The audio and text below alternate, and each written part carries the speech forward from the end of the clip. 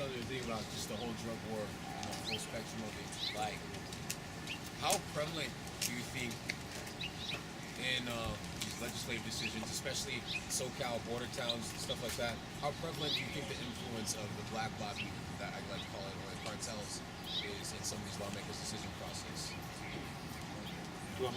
I'd like to start with that one. This is just a personal opinion. Being on the border, it's a personal educated opinion. Being on the border and owning a business that is, I'm the only broker now in Imperial Beach, only insurance broker. So anybody that has DUIs, bad driving records, or brand new cars and only want liability insurance,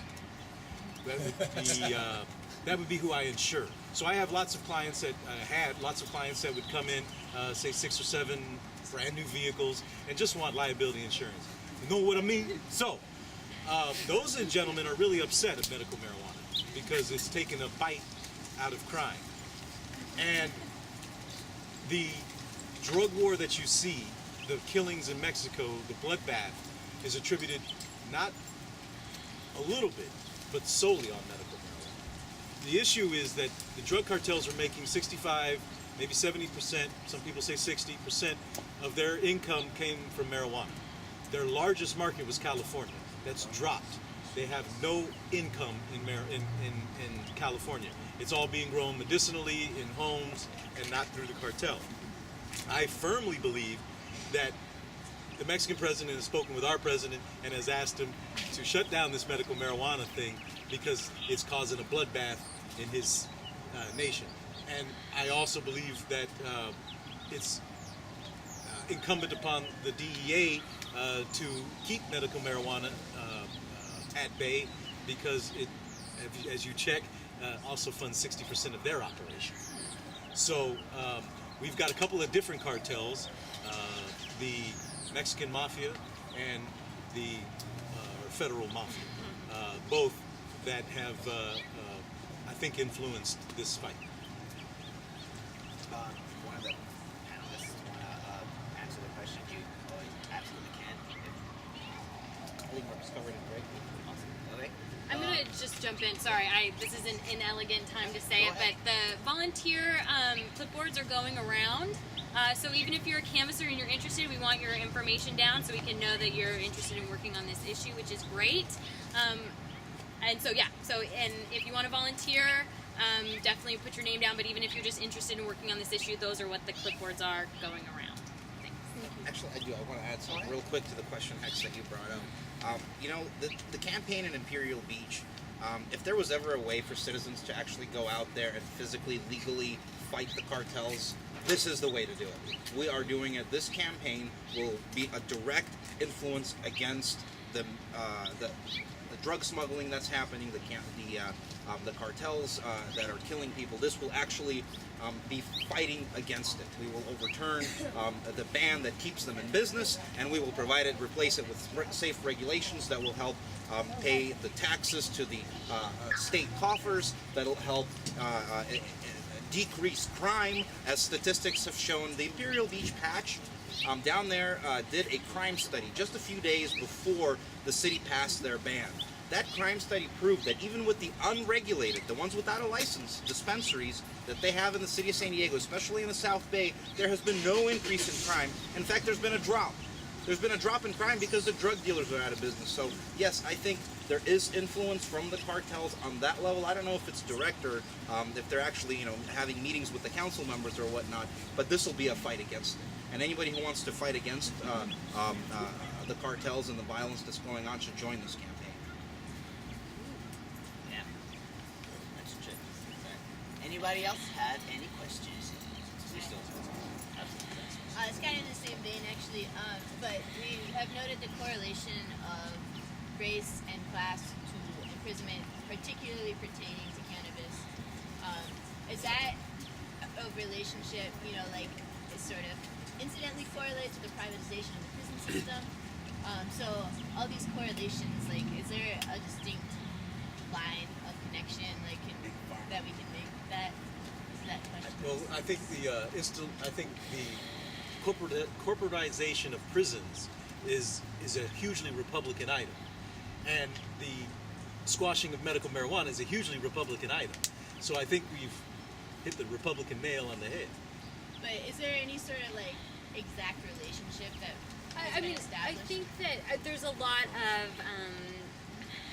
expert pieces that the drug war is the new Jim Crow, right? So this is the new way that we've instituted segregation between, I think, race and class as well, and it's well documented. So, I mean, whether it's causation or correlation, I don't know, but I think that there's no doubt when you look at who's in jail and for what, it's ridiculous. So, white people are like 7 times more likely to use cannabis, and if you're a minority, you are 7 times more likely to go to jail for cannabis. I think there's a direct connection, and I'll tell you, the direct connection is the prison guards unions, associations, the police chiefs association, all of those folks that are directly receiving their funding from the private corporatized prisons, as well as the federal government against the drug war, are funding the prohibitionists that are lobbying against these rules. Right here in San Diego, we have multiple groups: the San Diego Alliance for a Drug-Free Youth,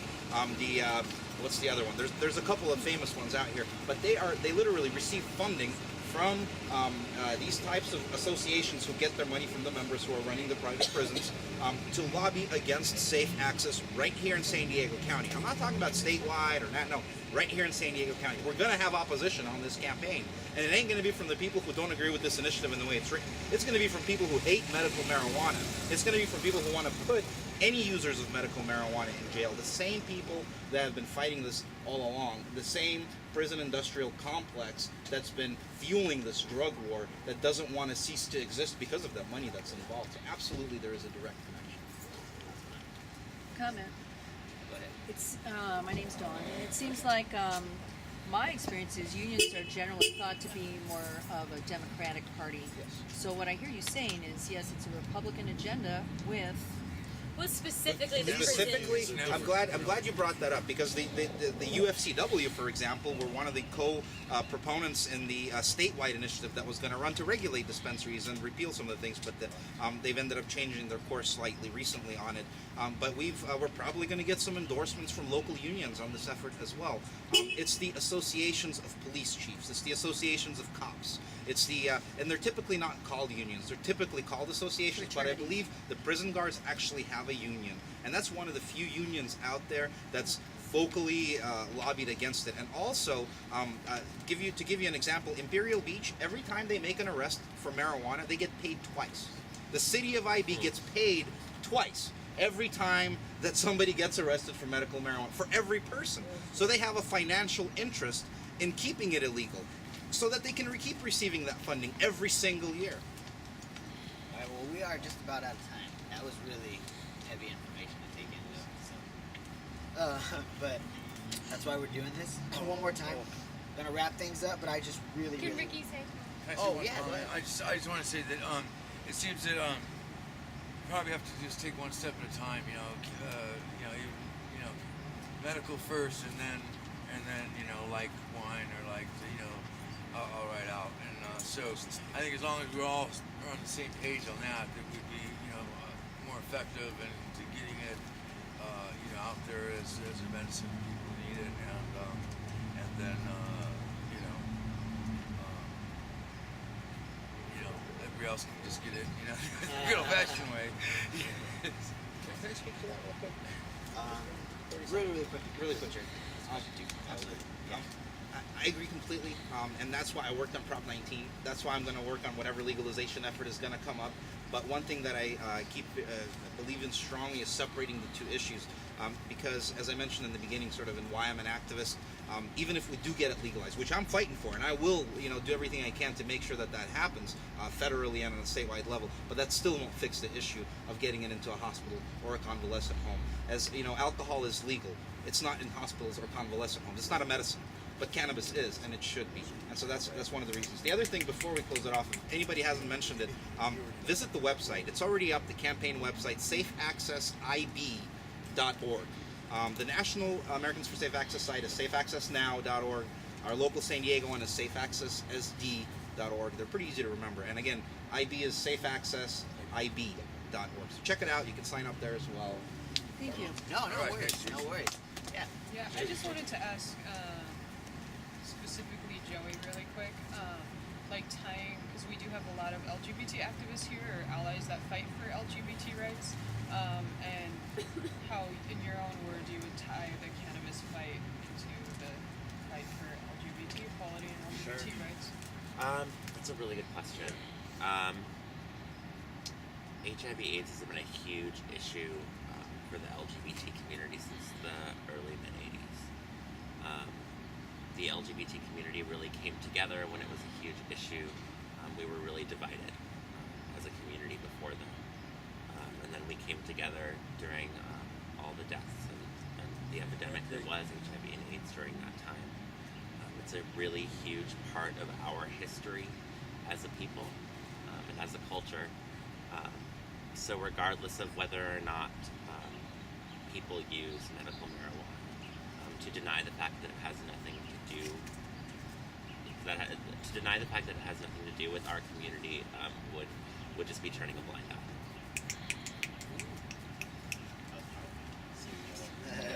More than just Well, that was a good note to end activists, on. cannabis, we're also LGBT. Well, yeah. Thank everybody so much for coming out. We're just going to be wrapping things up. Let's give the panelists one more round of applause. Give yourselves a quick round of applause for coming out. Thank you guys for coming. You guys are awesome. And give Alfie a round of applause for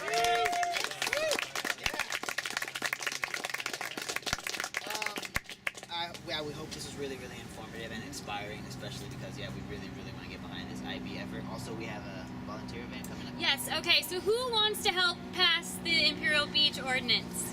Yeah. Awesome. Who is available to gather signatures on Friday? I'm going to say yes. Okay, awesome. If you are, then where you put your name, we're going to be meeting at Canvas for a Cause right here at 10 a.m. We'll have cars to drive people to Imperial Beach, and we'll be testing and getting those signatures because it's going to be published on Thursday.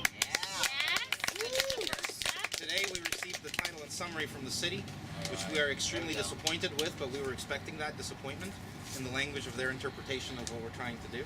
But nonetheless, we're moving forward. So we have everyone's names, the events that are coming up, and really the campaign as it's going to be laid out with the signature gathering that we're going to be doing. We'll be calling people, phone banking, expect to get it on your phones.